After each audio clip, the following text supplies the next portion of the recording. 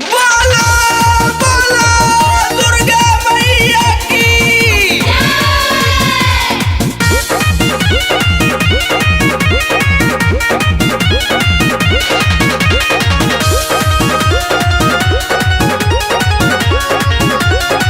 भोले माई के चरण कले पूजा रे चान अभी समर शादी चला पाटू है। भोले माई के चरण कले पूजा रे चान अभी समर शादी चला पाटू है नोह काटू नोह काटू अंगूरी जाने काटू नोह काटू नोह काटू अंगूरी जाने काटू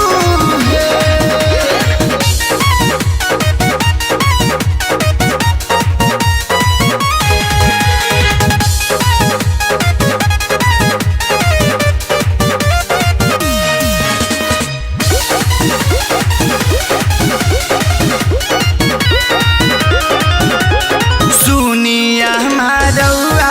घर ही पूजा करी गौआ तले के गंगा जल धोती आम के पोलौआ एहो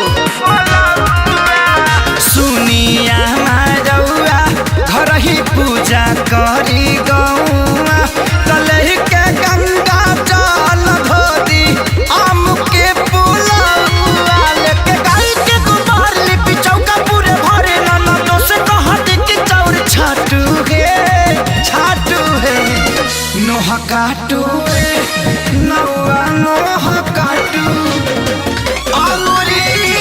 जन काटू है नोह काटू नोह काटू अंगूरी जन काटू है।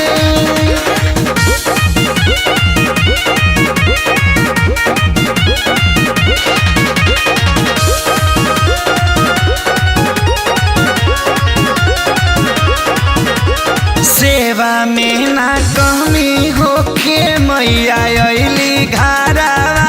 जादो जी लैले दूधावा उतारला कराहवा सेवा में ना कमी होखे मैया अइली घरवा